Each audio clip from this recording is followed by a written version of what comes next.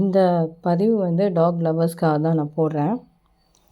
Talk லவர்ஸ்ன்னு சொல்கிறீங்க. ஆனால் இத்தனை ஹியூமன்ஸ் 1 இயர்க்கு 20,000 பீப்புள் இறந்துருக்காங்க. கிட்டு, வாலிப பசங்க எல்லோரும் சேர்ந்து.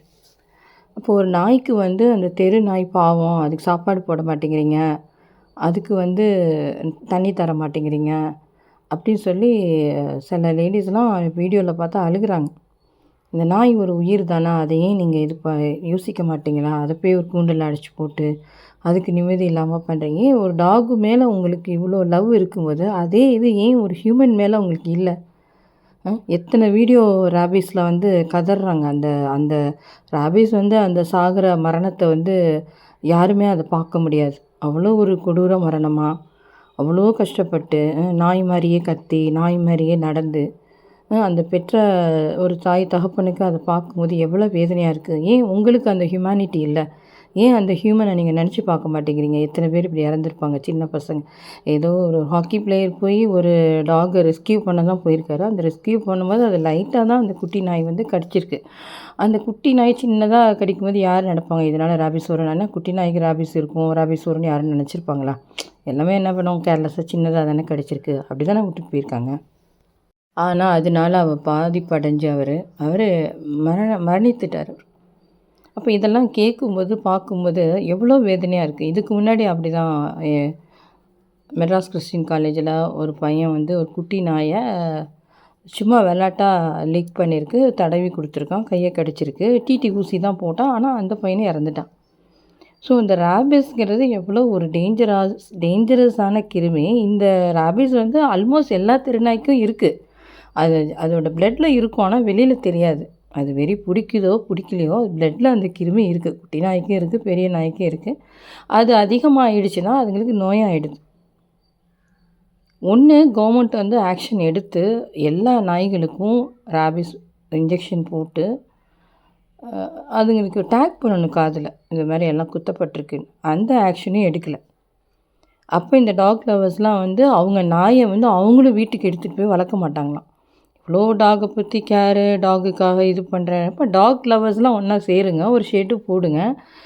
கவர்மெண்ட் அதை தான் செய்யுது. ஒரு ஷெட்டு போட்டு ஒரு நாய் வளர்த்து சாப்பாடு கொடுக்க போகிறேன்னு சொல்கிறது என்ன? நாயை போய் நான் கொலை பண்ணி போடுறோம் அப்படி வந்து கவர்மெண்ட் சொல்லலை. இப்போ எத்தனையோ பேர் வந்து டாக் லவர்ஸ் வந்து வீட்டில் எல்லா டாகையும் எடுத்து வளர்த்து வீடியோ போட்டு டொனேஷன் அனுப்புங்கன்னு சொல்கிறாங்க. அவங்களுக்குலாம் வெரி குட், நல்லா பண்ணுறீங்க, டொனேஷன் இவ்வளோ அனுப்புகிறேன் அவளை அனுப்புகிறேன் அப்படின்னு போடுறீங்க. அப்புறம் கவர்மெண்ட் செய்யும்போது ஏன் அதை நீங்கள் தடுக்கிறீங்க?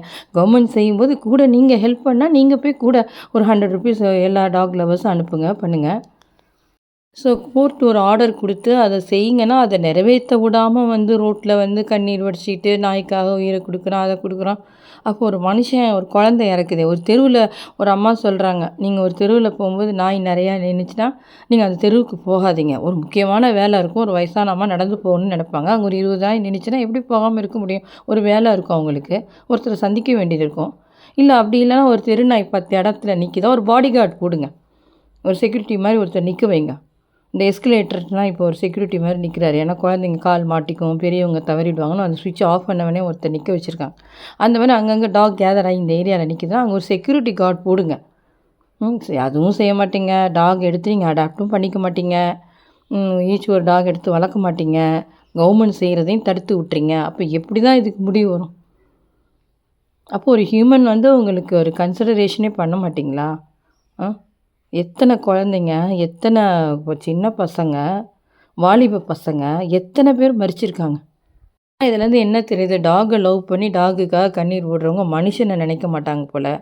கடவுள் எதுக்கு மனுஷனுக்கு எல்லா மிருகத்தையும் ஆளணுன்னு தான் படைச்சிருக்காரு.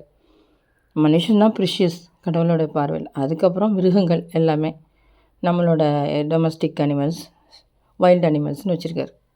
இப்போ அந்த மனுஷனுக்காக மிருகம் படைக்கப்பட்டனால தான் நீங்கள் ஆடு சாப்பிட்றோம், கோழியை சாப்பிட்றீங்க, ஃபிஷ்ஷை சாப்பிட்றீங்க. அப்போ அதெல்லாம் சாப்பிடும்போது அது மேலெலாம் உங்களுக்கு கேர்டசி வரல. சில கண்ட்ரீஸில் டாகே சமைச்சு சாப்பிட்றாங்க. ஜப்பானீஸ், சைனீஸ்லாம் எது வெளி கண்ட்ரிலாம் டாகை சமைச்சு சாப்பிட்றாங்க, நம்ம ஆடை சாப்பிட்ற மாதிரி. டொமஸ்டிக் அனிமல் தான் ஆடு மாடு எல்லாமே. மாடை சாப்பிட்றீங்க, அது மேலே கேர்டசி இல்லை. அதை சாப்பிட்டு வெட்டும்போது சாப்பிட்டு தானே செய்கிறீங்க. இப்போ என்ன கவர்மெண்ட் போய் எல்லாம் கரண்ட் ஷாக் கொடுத்து சாகடிக்க போதா? இல்லை. ஒரு ஷெல்டர் கொடுத்து அதுக்கு ஃபுட்டு கொடுத்து பண்ணுது. அது பண்ணும்போது நீங்கள் சப்போர்ட் பண்ணுங்கள். டாக் லவர்ஸ் போயிட்டு எப்படி பண்ணுறாங்க, அதுக்கு ஒரு தனியாக ஸ்பேஸ் வச்சு தான் பண்ணுறாங்க. நிறைய டாக் லவர்ஸ் ஸ்பேஸ் வச்சு தான் வளர்க்குறாங்க. அப்போ அது தப்பு இல்லையா?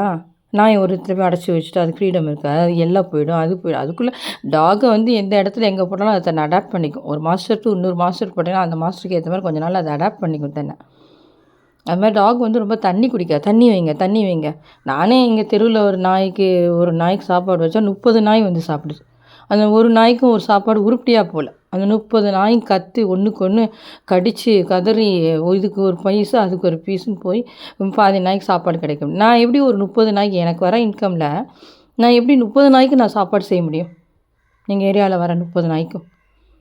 அப்படியே வெஜிடேரியன் போட்டாலும் அந்த நாய்ங்க வந்து இப்போ வெஜிடேரியனே சாப்பிட மாட்டேங்குது. நிறையா நாய்ங்க நான்வெஜ் தான் வேணும் அப்படின்ற மாதிரி அதுங்க நினைக்கிதுங்க. இந்த நான்வெஜ் கிடைக்காதனால கடைசி வெளியில் ஏதாவது இருக்கிறத டெய்லி நான்வெஜ் வாங்கி இதுக்குன்னு நம்ம செய்ய முடியுமா? இல்லை அதுக்கேற்ற வருமானம் அப்போ எக்ஸ்ட்ரா நம்ம ஏர்ன் பண்ணணும். அப்படிலாம் இருந்தால் தான் செய்ய முடியும். ஸோ எல்லாமே வந்து ஒரு இர்ரெஸ்பான்சிபிளாக நடந்துக்கிறீங்க. டாக் லவர்ஸ்லாம் பார்த்தா ஒருத்தர் எடுத்து வீடியோ போடுறாங்க, ஒருத்தர் கண்ணீர் விடுறாங்க, ஒரு நாய் வாயில்லாத ஜீவனுக்காக வாய் கொடுங்கன்றீங்க. அப்போ மனுஷனை அதாவது நாயோட அந்த அளவு அதிகமாகிடுச்சு தேசத்தில். ஒரு டெல்லியில் 12 லட்சம் நாய்னா அப்போ எவ்வளோ நாய்கள் இருக்குது? அதை கட்டுக்குள் கொண்டு வரணும் கவர்மெண்ட். அதுக்கு இன்ஜெக்ஷன் போட்டு அதை கட்டுக்குள்ளே கொண்டு வரணும். அதுவும் செய்யக்கூடாது, கவர்மெண்ட்டும் செய்யக்கூடாது, நீங்களும் செய்ய மாட்டீங்க. இன்னும் 12 லட்சம் 13 லட்சம் நாயாகட்டும், அப்புறம் 14 லட்சம் ஆகட்டும், அப்புறம் மனுஷனுக்கு குறைஞ்சா கூட உங்களுக்கு கவலை கிடையாது. 20,000 இந்த வருஷம் இறந்துட்டாங்கன்னா அடுத்த வருஷம் 40,000 அப்படி கணக்கு வந்தாங்கன்னா அதுக்கு என்ன பண்ணுறது? அவங்க கேர்லெஸ்ஸில் அப்படி ஆயிடுச்சு அப்படின்னு பொறுப்பு இல்லாமல் ஆன்சர் பண்ண போகிறீங்களா? இல்லை இங்கே ஹியூமன் முக்கியமாக டாகோட உயிர் முக்கியமானு யோசிங்க.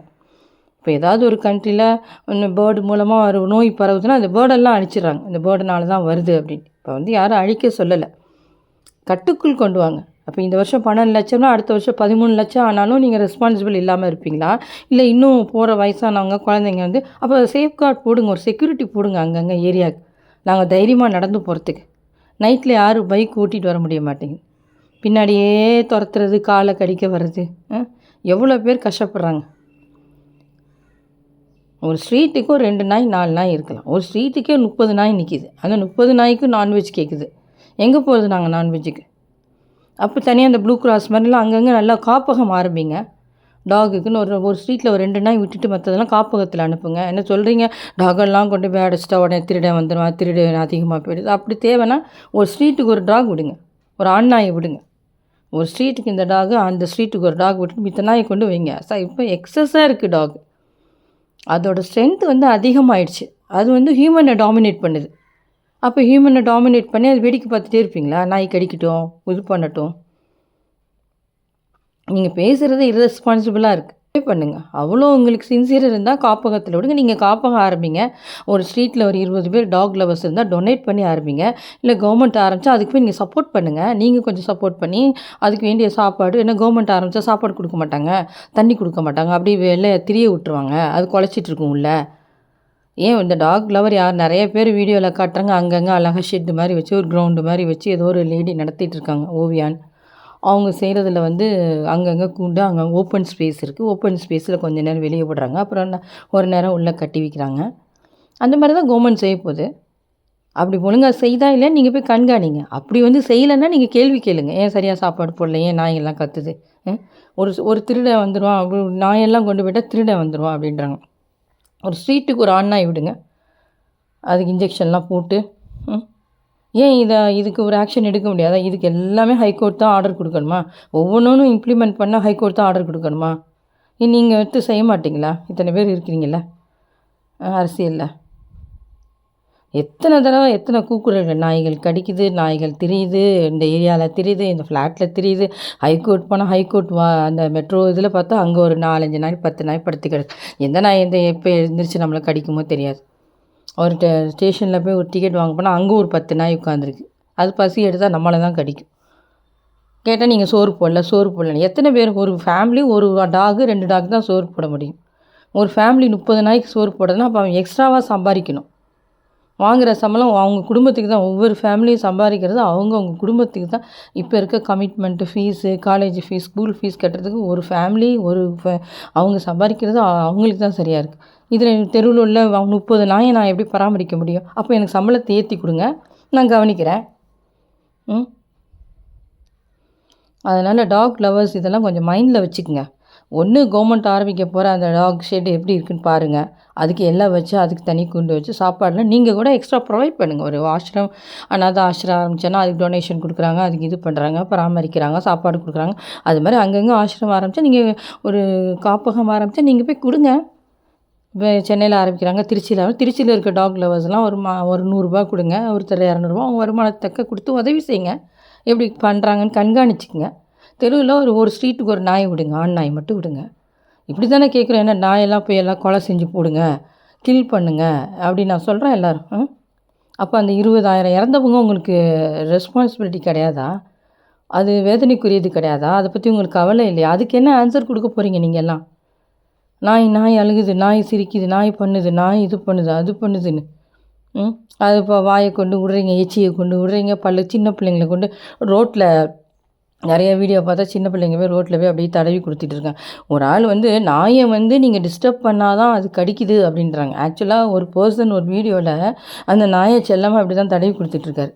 அது தடவி கொடுத்துட்டு இருக்கும்போது வேகமாக அவர் கையை அப்படி கடிச்சு எடுத்துருச்சு. அப்படி அவர் ஒன்றுமே செய்யலை, அந்த நாயை தடவி தான் கொடுத்தாரு.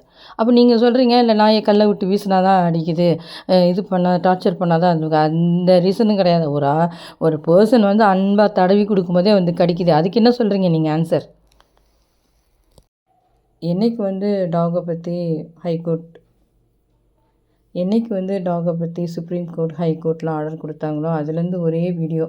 எப்படின்னா, சின்ன குழந்தைங்க 5 வயசு 4 வயசு பொம்பளை பிள்ளைங்க, ஆம்பளை பசங்கள்லாம் தெருவில் உள்ள நாயெல்லாம் அப்படியே தடவி கொடுத்து பிஸ்கெட் ஊட்டுற மாதிரி பாருங்கள். இந்த டாக்ஸ் எவ்வளோ அஃபெக்ஷனாக இருக்குது, எவ்வளோ பாசமாக இருக்குது ஹியூமன்கிட்ட. இதை போய் நீங்கள் டார்ச்சர் பண்ண போகிறீங்களா அப்படிலாம் ஒரு வீடியோ போடுறாங்க. நான் என்ன சொல்கிறேன்னா, அந்த குழந்தைங்க தடவுற அந்த நாயங்கள்லாம் ரேபிஸ் குத்தின டாகா, ரேபிஸ் இன்ஜெக்ஷன் குத்திருக்காங்களா? இந்த சின்ன குழந்தைங்க கையில் ஒரு ஊண்டோ கட்டோ ஸ்க்ராட்சோ இருந்து அதுங்க பாட்டு பிஸ்கெட்டை வாயில் ஒட்டும்போது எச்சி கிச்சி பட்டுச்சுன்னா அந்த நோய் அந்த குழந்தைங்களுக்கு வந்துச்சுன்னா என்ன பண்ணுறது? என்ன ஒன்று, அந்த நோயோட சீரியஸ்னஸ் தெரியல. அந்த நோயோட சீரியஸ்னஸ் எத்தனை வீடியோஸ், அது அப்படியே டாக் மாதிரி கத்துறது, தண்ணி குடிக்க முடியாமல் நரம்பு மண்டலங்கள் முழுவதும் பாதிச்சிரும். அதனால தான் அவங்க உடம்பை முறித்து நாய் மாதிரி கத்தி 4 காலில் நிற்கிற மாதிரிலாம் பண்ணி ஒரு ஒரு தாயோட ஒரு தாய் தகப்பனோட ஒரு பிள்ளைங்க அந்த மாதிரி இறக்கும்போது அந்த பெற்றோர்களுக்கு எப்படி இருந்திருக்கும் அந்த மனசு, அந்த காட்சிகளை பார்க்கும்போது. அந்த மாதிரி மரித்து இழந்து இருக்க குடும்பத்தில் போய் கேளுங்க, என்ன எப்படி இந்த ரேபிஸ் கண்ட்ரோல் பண்ணுறதுன்னு கேட்டால் அவங்க நிச்சயமாக அங்கெல்லாம் வைப்பாங்க. ஒரு மனுஷனோட உயிர் அவ்வளோ ப்ரிஷியஸ் ஆனது. ஸோ அந்த 20,000 இறந்து இப்போ அடுத்த வருஷம் உங்களுக்கு 30,000, இந்த 12 லட்சம் நாய் டெல்லியில் இருக்கிறது 13 லட்சம்னு ஆச்சுன்னா, அப்போ அதுக்கும் நீங்கள் சரியாக ஆன்சர் பண்ண மாட்டீங்களா? அப்படி தான் பெருகும், அப்படி தான் கடிக்கும், நீங்கள் அட்ஜஸ்ட் பண்ணிவிட்டு வாழுங்க, நாயை நீங்கள் பழகுங்க. நீங்கள் டாக் லவர்ஸ்ன்னு சொல்கிறவங்க உண்மையிலே இவங்க ஹியூமன் லவர்ஸ் தான் எனக்கு தெரியல. டாகு மேலே இவ்வளோ கேர் எடுக்கும்போது உண்மையிலேயே டாகுக்கு இவ்வளோ கேர் எடுத்து பிஸ்கெட்டு பால் கொடுக்குறீங்க. அங்கே உண்மையிலே ஹியூமன்ஸ் நிறைய பேர் பாருங்கள் சாப்பாடு இல்லாமல் இருக்கிறாங்க. ஒரு வேளை சாப்பாடு இல்லாமல் தெருவில் படுத்து கிடக்குறாங்க. அவங்கள யார் பராமரிக்கிறீங்க? டாகு மேலே இவ்வளோ கேர் கொடுக்குறவங்க யாராவது ஒரு ஹியூமனுக்கு அங்கே ரோட்டில் இருக்காங்களே பாவம், இவங்களுக்கு நல்ல துணி நல்ல சாப்பாடு எது கிடைக்குதான்னு அப்படி பாருங்கள். அதுக்கப்புறமா டாகுக்கு வாங்க. குழந்தைங்களாம் தயவு செஞ்சு ரொம்ப தொட விடாதீங்க.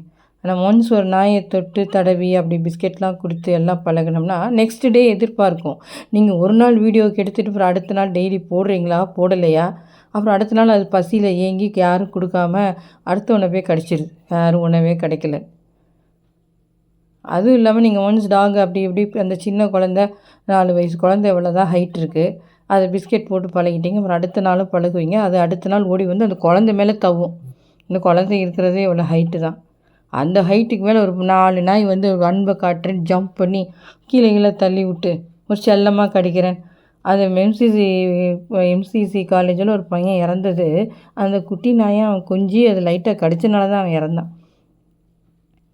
அந்த மாதிரி 4 சின்ன பசங்களை வச்சு ஊட்டிட்டு அப்புறம் நாளைக்கு அந்த சின்ன பொண்ணு கிராஸ் பண்ணும்போது திருப்பி பிஸ்கெட் போடணும், உங்கள் குழந்தை மேலே தான் தவும். அப்புறம் விளாட்டா செல்லமாக கடிக்கும். அந்த செல்லமாக கடிக்கிறது செல்லமாக தானே அந்த நாய் கடிச்சிச்சு அப்படின்னு சொல்லி நீங்களும் விடுவீங்க. அதனால் தயவு செஞ்சு சின்ன குழந்தைங்கள நீங்கள் இந்த டாக் லவ்க்காக இம்ப்ரெஷன் பண்ணுறேன்னா அப்படி வீடியோ போடாதீங்க. கொஞ்சம் கேர்ஃபுல்லாக இருங்க. நீங்கள் விட்டு பாருங்களேன், நீங்கள் குழந்தைய அடுத்த தடவை பிஸ்கெட் விட்டு நீங்கள் தள்ளி நின்று பாருங்கள், அந்த 10 நாய் குழந்தை மேலே வந்து சேஸ் பண்ணி அப்படி விழுகும். அன்பை காட்டுறேன்னு கடைசி வம்பா போயிடுச்சுன்னா என்ன பண்ணுவீங்க?